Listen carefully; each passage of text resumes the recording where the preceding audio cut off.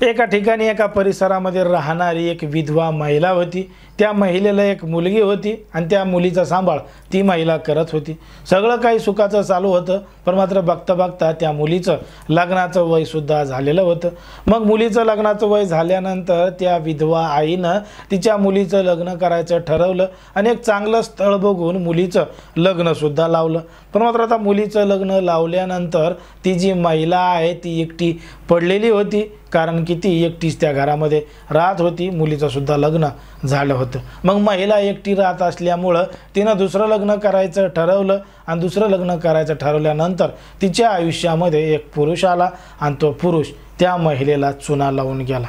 नेमकं काय आहे संपूर्ण प्रकरण, कुठं घडली ही घटना, हे आपलं अगदी सविस्तरपणे पाहायचं आहे। पण जर तुम्ही अजूनही आपलं चॅनल सबस्क्राईब केलं नसेल तर लगेच सबस्क्राईब करून घ्या आणि बाजूला असणाऱ्या बेल नोटिफिकेशनला सुद्धा ऑन करायला विसरू नका। आता ही जी संपूर्ण घडलेली घटना आहे ती आहे आपल्या महाराष्ट्रामधीलच मुंबईमधील दिंडोशी पोलीस ठाण्याच्या हद्दीमध्ये घडलेली संपूर्ण घटना आहे। आणि या ठिकाणी या परिसरामध्ये राहणारी एक विधवा महिला आहे। 2008 मध्ये त्या महिलेच्या नवऱ्याचं निधन झालेलं होतं आणि ती तिच्या मुलीबरोबर या ठिकाणी या परिसरामध्ये राहत होती, तिच्या मुलीचा सांभाळ करत होती। पण मात्र मुलीचं लग्नाचं वय झाल्यानंतर मुलीचं लग्न लावून दिलं, ती तिच्या नवऱ्याच्या घरी गेली। पण मात्र ती जी महिला आहे ती एकटी त्या ठिकाणी पडलेली होती। आता एकटी पडल्यामुळं तिच्या घरच्यांनी नातेवाईकांनी तिला दुसरं लग्न करण्याचा सल्ला दिला आणि दुसरं लग्न कर, आयुष्य जगण्यासाठी दुसरा जोडीदार शोध असं सांगितलं। मग त्या महिलेनं जोडीदार शोधण्यासाठी ज्या मॅट्रिमोनियल साईट आहेत या मॅट्रिमोनियल साईटवर अधिकृत नोंदणी केली, स्वतःविषयी सगळी माहिती लिहिली आणि माहिती लिहिल्यानंतर काही स्थळं तिला येऊ लागली। आता तिला बरेच स्थळं आल्यानंतर तिनं तिच्या पसंतीनं एक स्थळ निवडलं आणि त्यामध्ये एक नाव होतं। ते नाव होतं एका 51 वर्षीय प्रमोद नावाच्या पुरुषाचं। आता प्रमोद सोबत त्या विधवा महिलेची मॅट्रिमोनियल साईटवर ओळख झाली होती आणि त्या प्रमोदनं त्याच्या प्रोफाईलमध्ये लिहिलेलं होतं की तो सुद्धा विवाहित आहे, त्याची बायको ही कोविडमध्ये निधन पावलेली आहे आणि कोविडमध्येच त्याच्या मुलीचं सुद्धा निधन झालेलं आहे। तो आता एकटा जगतोय आणि तो एका इव्हेंट कंपनीमध्ये मुख्य पदावर आहे, मोठ्या पदावर आहे। त्याला आता लग्न करण्याची आवश्यकता आहे, त्याला जोडीदार पाहिजे असं त्यांनी प्रोफाईलमध्ये सांगितलेलं होतं। आता या महिलेला त्या पुरुषाबरोबर आकर्षण निर्माण झालेलं होतं आणि त्या पुरुषाने सुद्धा या महिलेबरोबर संपर्क केलेला होता। मग संपर्क केल्यानंतर दोघांनी प्रत्यक्ष भेटायचं ठरवलं। प्रत्यक्ष भेटल्यानंतर एकमेकांची ओळख काढणे, बोलणं झाल्यानंतर त्यानं वेगवेगळ्या गोष्टी तिला सांगितल्या की कशा त्याच्या आयुष्यामध्ये त्याची बायको आणि मुलगी कोविड काळामध्ये निघून गेल्यात। मग या महिनेला सहानुभूती आली।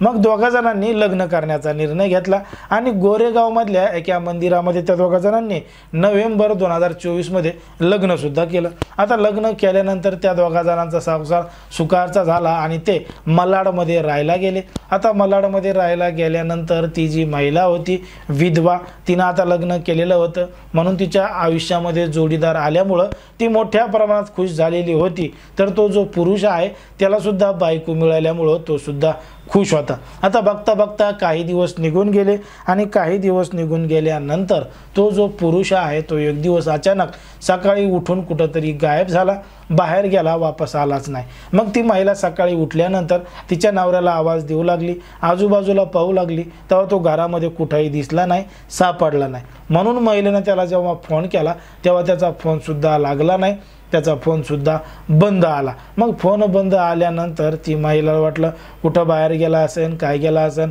म्हणून ती त्याचा शोध घेऊ लागली। पण तो बराच वेळ झाला वापस आला नाही, त्याचा फोन लागला नाही। मग तो ज्या इव्हेंट कंपनीमध्ये काम करत होता त्या ठिकाणी तो पदावर होता, त्या ठिकाणी महिलेनं जाऊन पाहिलं तेव्हा त्या ठिकाणी गेल्यानंतर महिलेला एक मोठा धक्का बसला।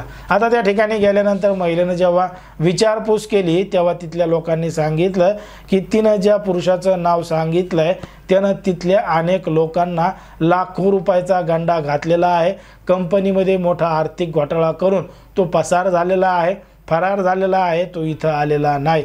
जेव्हा आजूबाजूला त्या महिलांशी चौकशी केली तेव्हा त्या महिलेनं सांगितलं की तो विधवा महिलांसोबत लग्न करतो, त्यांना फसवतो, त्यांची आर्थिक लूट करतो आणि त्यांना सोडून देतो. आता हे सगळं ऐकल्यानंतर त्या महिलेला मोठा धक्का बसला. ती महिला घरी आली. घरी आल्यानंतर तिचं कपाट उघडून पाहिलं, घरामधलं सामान पाहिलं, तेव्हा तिच्या घरामध्ये सुद्धा चोरी झालेली होती आणि 17.5 लाख रुपयाचे सोन्या चांदीचे दागिने त्या पुरुषाने चोरून नेलेले होते. बघा, एका विधवा महिलेनं एका पुरुषासोबत इथून पुढच्या आयुष्याची सुरुवात व्हावी म्हणून लग्न केलेलं होतं. पण मात्र लग्नाच्या काही दिवसानंतरच त्या पुरुषाने त्या महिलेला धोका दिला होता. धोका तर दिला होता, पण मात्र तिची मोठी आर्थिक आणि शारीरिक लूटसुद्धा केली होती आणि ते सगळं करून तो त्या ठिकाणाहून निघून गेलेला होता. महिलेनं तात्काळ दिंडोशी पोलीस स्टेशन गाठलं आणि पोलीस स्टेशन गाठून आरोपी नवऱ्याचा आणि त्या आरोपीचा विरोधात तक्रार दाखल केली, फिर्याद दाखल केली. पोलिसांनी गांभीर्याने या संपूर्ण प्रकरणाची दखल घेतली आणि पोलीस आता या संपूर्ण प्रकरणाचा तपास घेत आहेत. पोलिसांच्या माहितीनुसार त्यांनी आत्तापर्यंत विविध विधवा महिलांसोबत लग्न केलेले आहेत. त्यांनी विधवा महिलांना फसवलेलं आहे. त्याचं कामच आहे की मॅट्रिमोनियल साईटवर विधवा महिलांना आकर्षित करायचं, त्यांच्यासोबत लग्न करायचं आणि त्यांची फसवणूक करायची, असं पोलिसांनी सांगितलं. पोलीस त्याचा शोध घेत आहेत आणि त्याच्यावर कायदेशीर कारवाई करणार आहेत. पण मात्र या संपूर्ण प्रकरणामध्ये ज्या पद्धतीनं घडलंय असं कोणासोबतही घडू नये म्हणून कोणीही लग्न करताना ऑनलाईन ऑफलाईन कसंही करताना ज्याच्यासोबत आपण लग्न करतोय त्याची माहिती मागची पुढची, तो कोण आहे, कुठं राहतो, काय करतो, समाजामध्ये त्याची किती प्रतिष्ठा आहे, त्याचा सिबिल स्कोअर काय आहे, या सगळ्या गोष्टी तपासूनच त्याच्यासोबत लग्न केलं पाहिजे. म्हणून कुठंतरी फसवणूक होऊ शकत नाही असं एकंदरीत आपल्या ठिकाणी वाटतं. आता तुम्हाला काय वाटतं हे अगदी स्पष्टपणे कमेंटमध्ये सांगा आणि अशाच पद्धतीचे नवनवीन व्हिडिओ पाहण्यासाठी आपल्या चॅनलला लगेच सबस्क्राईब करून घ्या. कारण की कोणाच्याही भावना दुखवणं, कोणाचंही मन दुखवणं हा आपला उद्देश नाही.